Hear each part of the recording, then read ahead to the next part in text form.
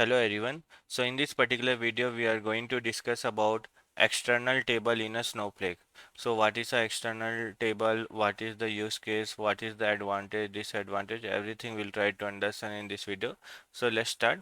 What is external table?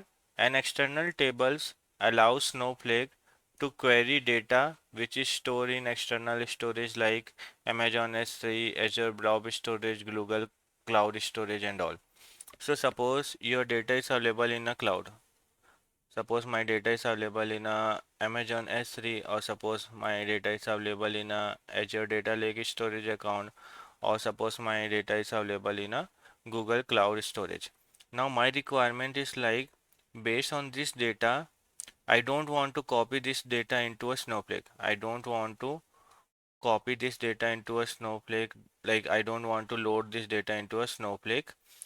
Whatever the data which is already available in a cloud storage, right? Whatever the files which is already available in a cloud storage, on top of that I just want to create a table, and I want to query whether it is a possible or not. Yeah, it is possible with the help of the external table. What is the external table? External table allows Snowflake to query data which is stored into a external storage like cloud storage.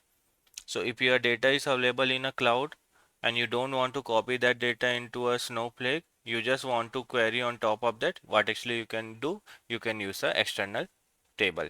Here your data will be remain into a cloud storage only. Your data will be remain in a cloud storage only. You are not copying into a Snowflake. You are just doing a query on top of the cloud storage files. So that is a external table. Now how to create external table? So we have a command, create or replace external table. You have to write create or replace external table, and external table name you have to provide. You have to provide the location, where in a location we are not directly providing the S3 location and all. We are just providing the stage.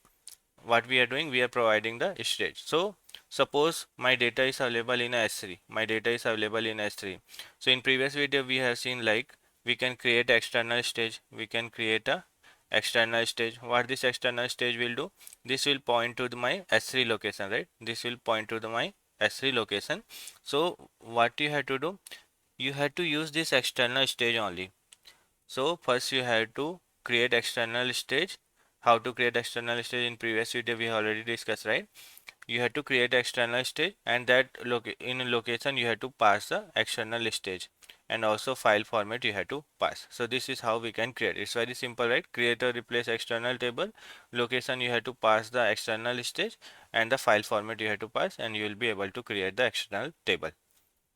This you will see with practically, but before to that, let's see what are the advantage and disadvantage we have in an external table. Advantage is like no data load is required. So generally what we do, if your data is available, right? Suppose if your data is available, so people copy this data into a Snowflake, also copy this data into a Snowflake, and on top of that only they query. But with the help of the external storage, you don't need to copy the data in a Snowflake. You can create a table on top of the files, and you can query it. So that is the advantage. Second is the lower storage cost, because you are not copying this data into a Snowflake. Data stays in a cloud storage only. That's why it is a low storage cost. Third is it is good for the data lake. It works well with the cloud storage like S3, ADLS, GCS and all. Easy access to new file. If any new files are coming into a cloud storage, on top of that you just have to refresh and you can do a query. So that kind of the advantage we have. Now coming to the disadvantage, and it's very important. What is the disadvantage? Slower performance. So in external table what we are doing? External table what we are doing? We are reading a file from a cloud storage. We are reading file from a storage, right? Storage. So in this case, you will see a performance issue, like your performance will be slow as compared to the internal. In internal, you are copying your data into a Snowflake. You are copying a data in a Snowflake, and when you will query, right, because your data is already available in a Snowflake, this will be a faster. But here, from external storage, you are reading the file and you are querying, so you will see a performance issue as compared to the internal storage. That is the first thing. Second, no DML operation, so you cannot do insert, update, delete, merge on external table. So that is the important thing. This you have to remember. On top of the external table you can't do insert, update, delete and all. Third is a metadata refresh needed. So whenever any new file comes, right? So in this case, you had to do a refresh. You had to do a refresh like alter external table and external table name and refresh you had to pass. So that's how actually you had to refresh. Then only you will be able to see, or you can do auto refresh also. But this refresh is needed whenever a new files are coming. So these are the different disadvantages are there. Now let's do a practical and let's understand. So in previous video also we have done this practical. So what we have done in our S3 bucket, we have a S3 bucket. In this S3 bucket, this is the bucket we have created, right? We have a customer folder. In this customer folder, we have a two files. Now, first we have created this customer new table. In previous video also we have created this, right? Now after that we have created a file format. How to create a file format? We have created a CSV format where we are saying it is a CSV file and we have to skip the header. Now third, because your files are available in S3, right? You have to pass the location and you have to create a role so that you will be able to access. So we had to create a storage integration. This also we have seen in previous video. So we have created one S3 integration. This is the storage. After that we create a external stage. How to create a external stage? Create a replace stage, customer stage. This is the name we have passed. We have passed the URL where our data is available. S3 integration we have passed and the file format we have passed.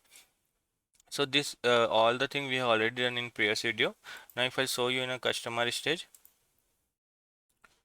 use database. So let me first select the database, practical test. If I show you whether my data is available in a stage or not. So you can see whatever the files are available in my S3 location using a stage. I have created a stage, I have passed the URL, I have passed the S3 integration and also I have passed the file format and I am able to see I have a two file customer1.csv, customer2.csv. Now on top of this I want to create an external table. So what I will write, create or replace external table. Create or replace external table. You can give external table name, location equal to the stage. Whatever stage you have created, you have to pass location equal to the stage and file format equal to the CSV format. Let me try to execute this. Once you will execute, what will happen? One external table will be created. Now if you want to query, if I'll query here, select star from external this table. Now let me execute. You can see I'm able to read. What is my file? I will show you. This is the my file. I have a customer ID, I have a customer name, I have a city. Now, but when you are doing a copyright, you are reading from a file itself. You are getting a value like C1, C2, and the C3 in the form of the JSON only. You will see when you will create this, and this you have to do. You have to map it properly. Like you have to tell like C1 is nothing but a customer ID. C2 is nothing but a customer name and C3 is nothing but a city. Means you have to do a flattening also. How to do that? How to read that? So what we can do, we have to write value. Value is our column, right? Value. You can see this is the value. And after that C1. We'll write C1. It is smaller and like this. We have to write the number as customer. Customer. This will represent our customer ID, right? Customer ID. ID. Now if I'll write this, what I'm writing value and then C1 and this symbol and then number as a customer ID. If I'll execute this, you can see from this, right, I have extracted the customer ID. So whatever the C1 value, right, I have extracted like this 104, 105, all those values. Like this, you had to extract from this JSON. Similarly, if you want to extract the C2, right, what you have to write? The same value. Here you have to write C2 number, and this is representing the customer name. Customer name. Let me execute and let me show you.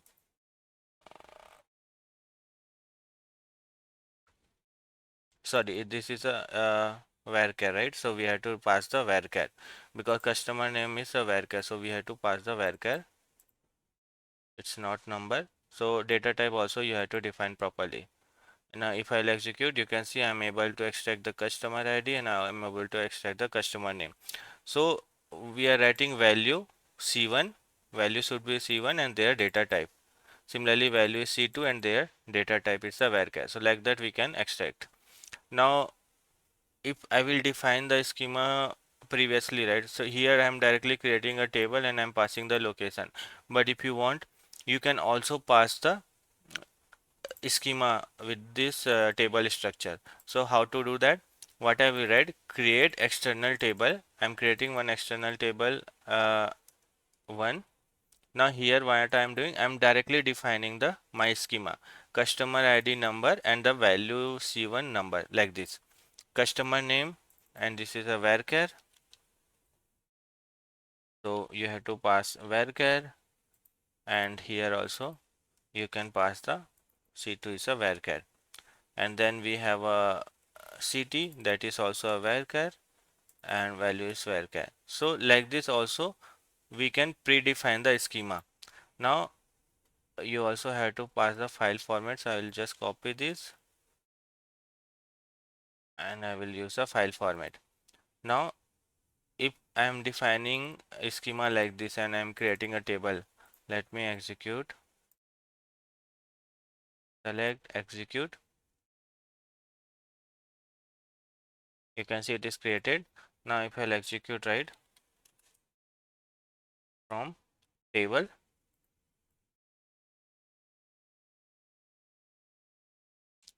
you can see it is already created like customer ID, customer name and city, and the value you will get by default, but you are able to extract the customer ID, customer name and city. So like this predefined also you can pass the value and you can define the schema. So this is how actually we can create external table, and we can do a query on top of the files. One thing you have to remember, if any new files are coming, right, and if you want to do a refresh, so using a alter external table name and refresh, if you'll do, right, this table will be refreshed and you will be able to see the new data also. So that's how actually we can do. I hope you got the idea. Please do practice.